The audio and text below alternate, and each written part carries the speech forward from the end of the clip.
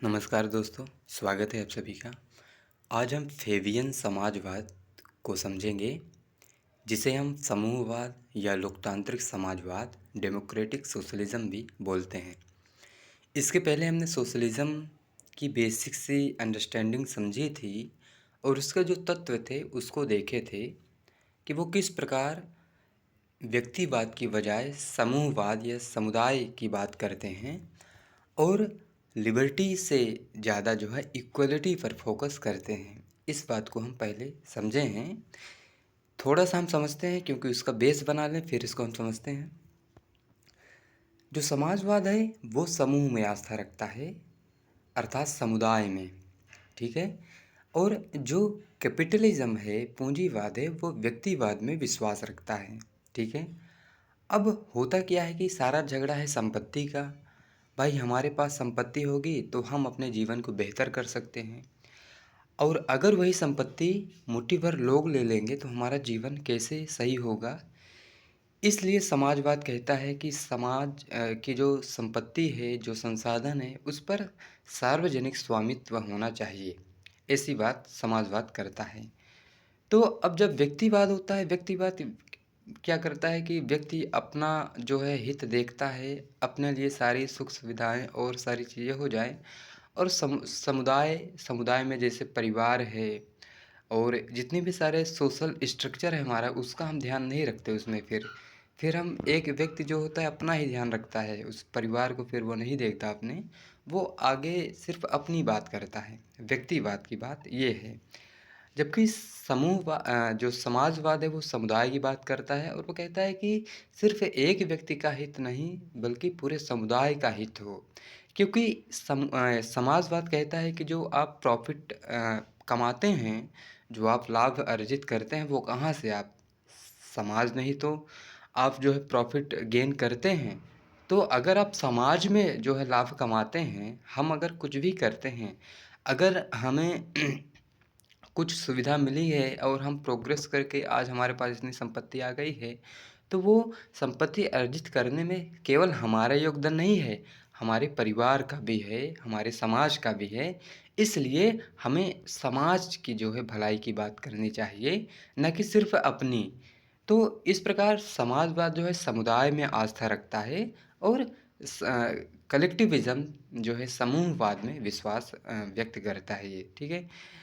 इसका यानी कि पहला जो है आप समुदाय कर लें। दूसरा जो ये कहता है कि सहयोग होना चाहिए, अर्थात कॉपरेशन होना चाहिए एक दूसरे के प्रति। जबकि जो पूंजीवाद है कंपटीशन की बात करता है। हर एक क्षेत्र में आपको कंपटीशन दिख रहा है, तो वो किसका प्रभाव है? पूंजीवाद का। आज एजुकेशन सिस्टम में कोई भी एरिया आप ले लीजिए, हर जगह आपको कंपटीशन दिखता है। वो किसका इन्फ्लुएंस है? पूंजीवाद का है। जबकि समाजवाद कहता है सहयोग होना चाहिए। क्योंकि हम जब कंपटीशन करते हैं, अगर हम किसी हमारे 4 लोग हम लोग फ्रेंड हैं, अगर कंपटीशन करेंगे तो हम में क्या होगा? ईर्ष्या जागेगी। क्योंकि एक फ्रेंड आगे बढ़ गया तो हमारे अंदर जो है कुंठा पैदा होगी कि यार वो तो इतना वो हो गया, हम इतने ही हैं। तो एक प्रकार से बिखराव जो है पैदा हो जाता है समाज में, और व्यक्ति फिर एक जो है एक जो सद्भावपूर्ण रहता है वो वैसा नहीं रह जाता, और फिर वो स्वार्थ और ईर्ष्या द्वेष राग में जीता है, और जीवन ही एकदम जो है कुंठा भरा हो जाता है, डिप्रेशन जैसा। इसलिए समाजवाद क्या करता है? सहयोग की बात करता है और कहता है हर एक व्यक्ति की जो है भलाई हो। एक बहुत ही मोरल फिलॉसफी है, इसको हम पहले ही बता चुके हैं आपको। जो तीसरा ये कहता है समानता। क्योंकि जो कैपिटलिज्म है, जो लिबरलिज्म है, उदारवाद है, वो लिबर्टी को ज़्यादा फोकस करता है, स्वतंत्रता को, जबकि समाजवाद समानता की बात करता है। ठीक है। और चौथा ये सार्वजनिक स्वामित्व के पक्षधर हैं। ये कहते हैं कि पब्लिक ओनरशिप या कॉमन ओनरशिप होनी चाहिए। ठीक है। इतनी बात हम पिछले सेशन में समझे थे। आज हम फेबियन समाजवाद को समझेंगे, क्योंकि इसके पहले हम कल्पना लोकी जो यूटोपियन सोशलिज्म था उसको हम समझ चुके हैं पिछले सेशन में ही। आज हम फेबियन समाजवाद को समझेंगे। ठीक है। और पूरा झगड़ा संपत्ति का है, और संपत्ति ही अगर सबको समान रूप से मिल जाए तो सबका जीवन बेहतर हो जाए, यही बात है। तो हम शुरू करते हैं।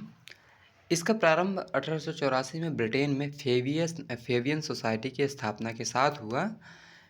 फेबियन शब्द एक प्राचीन रोमन सेनापति क्विंटस फेबियन या फेबियस कंकटेटर से लिया गया है, जिसका युद्ध भूमि में मूल मंत्र था उपयुक्त क्षण की प्रतीक्षा करना तथा वह क्षण आते ही पूरे वेग से आक्रमण करना। इसका मूल मंत्र था। तो क्योंकि देखिए, जो कार्ल मार्क्स थे वो अपने जीवन के अंतिम जो समय था वो इंग्लैंड में व्यतीत किए थे, लेकिन इंग्लैंड में जो है मार्क्सिज्म नहीं डेवलप हो पाया था। मार्क्स के विचार बहुत ज़्यादा प्रभावी नहीं हो पाए थे, क्योंकि कार्ल मार्क्स के विचार जो थे वो क्रांतिकारी टाइप के थे, रेवोल्यूशनरी थे। और ब्रिटेन जो है रेवोल्यूशनल वहाँ चलता नहीं है, वहाँ क्रांति बिल्कुल चलता ही नहीं। वहाँ गौरवमयी क्रांति हुई 1688 में, वो भी हुई एकदम रक्त विहीन, यानी कि मोनार्की से लोकतंत्र की ओर वहाँ लोग चले गए बिना रक्त बहाए। तो गौरव में जो क्रांति हुई वो हुई बिना रक्त के, रक्त विहीन क्रांति हम उसे कहते हैं।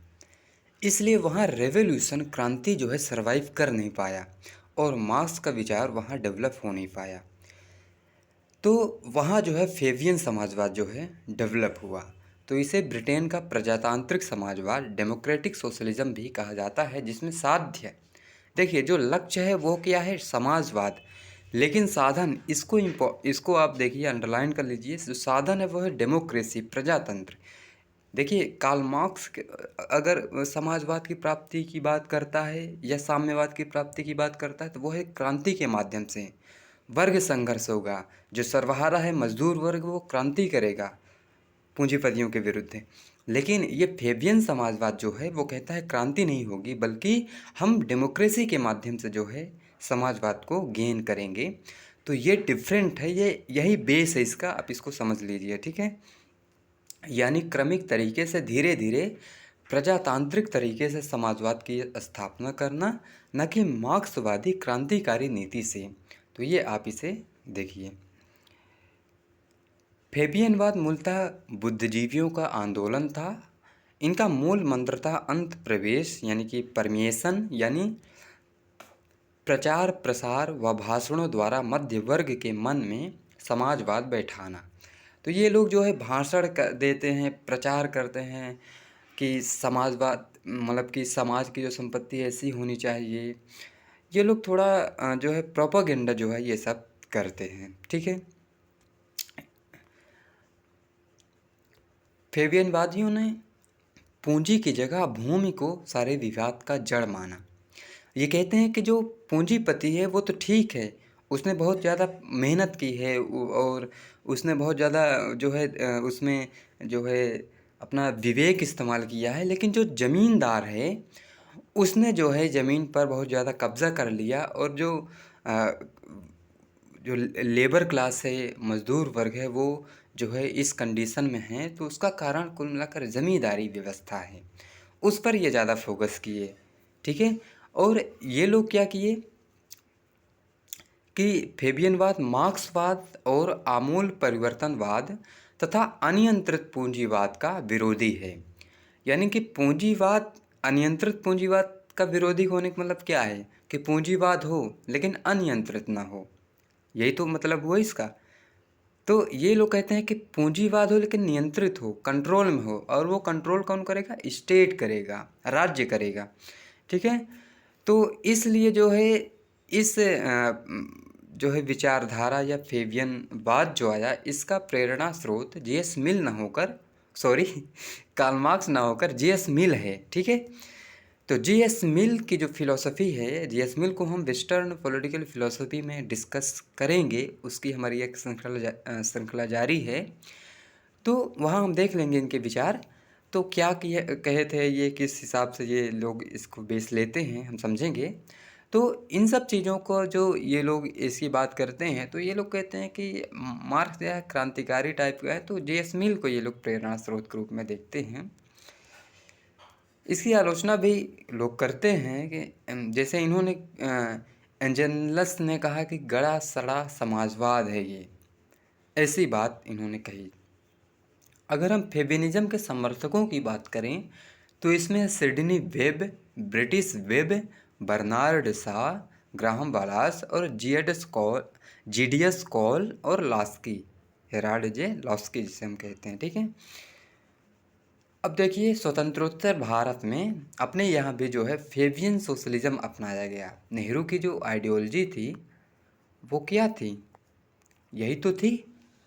नेहरू जो लोकतांत्रिक समाजवाद की बात करते हैं, आप जो है इंडियन पॉलिटिकल थिंकर में उन्हें पढ़े होंगे या फिर हम डिस्कस कर लेंगे आगे, तो उसमें इसी को तो वो कहते हैं लोकतांत्रिक समाजवाद को, कि समाजवाद होगा लेकिन डेमोक्रेसी के माध्यम से आएगा। इसे ही हम भारत में समाजवाद का समाजवादी ढांचा भी कहते हैं, तो इसे आप याद रखिए। लैंडलर ने इसकी विशेषता व्यक्त की। वो कहते हैं कि पूंजीवाद से समाजवाद की ओर संक्रमण एक क्रमिक प्रक्रिया है। ठीक है, यानी कि हम एक क्रम के माध्यम से धीरे धीरे जो है प्राप्त करेंगे समाजवाद। उद्योगों पर समुदाय का नियंत्रण या राज्य का नियंत्रण शांतिपूर्ण रूप में होना चाहिए। ये लोग क्रांति को नहीं मानते। ठीक है, तो आप एकदम अंतर करके चलिएगा सब चीज़ों को। इनके अनुसार मध्यम वर्ग के द्वारा प्रशासन का प्रयोग करते हुए नई सामाजिक व्यवस्था के निर्माण का प्रयत्न करना चाहिए। समाजवाद की प्राप्ति समुदाय में सामाजिक आदर्शों के प्रति चेतना जागृत करके प्राप्त हो सकती है। अब इनकी आलोचना भी करते हैं आलोचक, इन्हें हम देख लेते हैं। आलोचक ये कहते हैं कि फेबियनवादी जो हैं, जितने विचारक हैं, ये जो है लिबरलिज्म उदारवाद और सोशलिज्म समाजवाद दोनों परस्पर विरोधी विचारधाराएं हैं, लेकिन दोनों परस्पर विरोधी नावों पर सवार होना चाहते हैं, जो संभव नहीं है। इसलिए इनके विचार में अत्यधिक अस्पष्टता दिखती है, वह उद्देश्य भी संकेत निगाह से दिखते हैं। तो ये कहते हैं कि हम जो है समाजवाद लाएंगे, लेकिन कहीं ना कहीं ये ऐसा तो नहीं है कि ये अंदर ही अंदर पूंजीवाद को पोषित कर रहे हैं। इनका उद्देश्य पूंजीवाद को जो है सुरक्षा करना हो, ये भी तो हो सकता है, ऐसे ये बात करते हैं। स्केलेटन इन्हें जो है अवसरवादी समाजवादी कहकर पुकारते हैं।